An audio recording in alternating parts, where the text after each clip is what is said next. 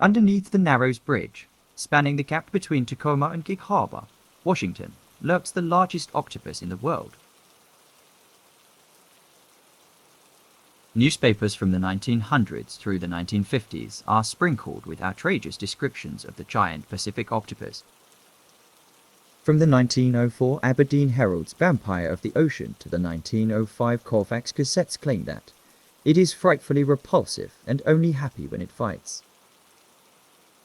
As more people made their way to Puget Sound in the late 1890s, accounts of devilfish encounters from British Columbia to Sunrise Beach made the news. The 1904 Aberdeen Herald described the unusual encounter by Captain S.F.F. Scott of the coast of Victoria, BXC, out for an evening row. His skiff was overturned by blackfish orcas. Just as I had swum back to the boat and laid my hands on the upturned keel, I felt myself seized round the legs, halfway below the knees, seized with such strength and suddenness, and pulled down with such tremendous force that the boat was jerked clean over, and came down on top my head. Like lightning came the truth. I was in the arms of a devilfish. Scott's story of struggle goes on, finally ending with release from the octopus and serious injury to his legs and feet. Accounts of encounters continued, with the 1907 Spokane Press reporting what was then believed to be the biggest octopus ever pulled out of the sound near Tacoma. J. O. Ware was fishing near the docks in Commencement Bay and hooked a 30-pound octopus. The big devilfish measures 15 feet from the tip of one tentacle to the other. The suckers are as large as a man's fist. And the cephalopods get bigger. The 1922 Seattle Star used this little fact as filler. Devilfish varies in length from 1 inch to 50 feet. One long-time diver, Walter McRae of Tacoma, Washington, recounted an incident in which he became entangled with an octopus during a maintenance dive and feared that his air tube would become pinched or torn away.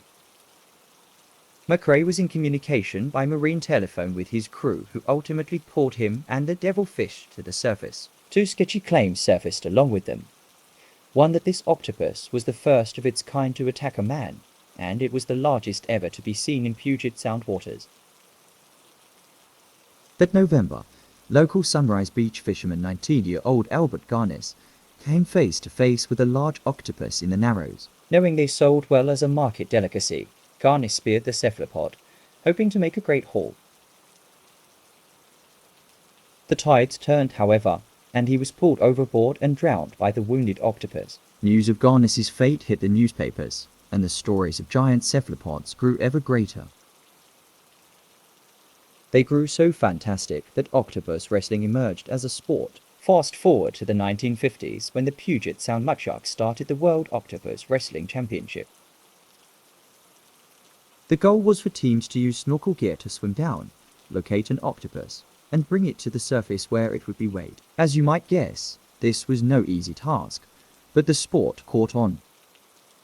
By the championship in 1963, 100 divers took part, and working in teams, found and brought to the surface 25 octopuses. The largest weighed 57 pounds. The captured octopuses were either eaten, given to aquariums, or returned to the sound.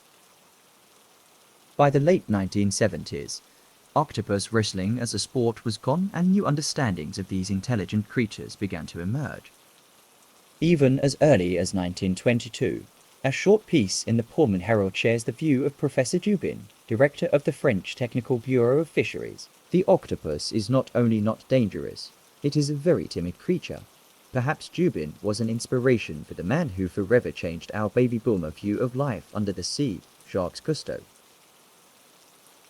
In most recent times, stories of the giant octopus who lives under the Narrows Bridge still surface from time to time. When the first Narrows Bridge, nicknamed Galloping Gertie, plunged into the Sound on November 7, 1940, just 4 months after opening, her shattered concrete and twisted steel fell some 200 feet into the glacier-carved depths. Now a protected scuba dive site, the remains have long been rumored to be home to a truly giant Pacific octopus named King. But there is no way to tell if there really is a monster-sized octopus living under the Tacoma Narrows Bridge. The water is too deep and too sketchy to truly search for the monster octopus.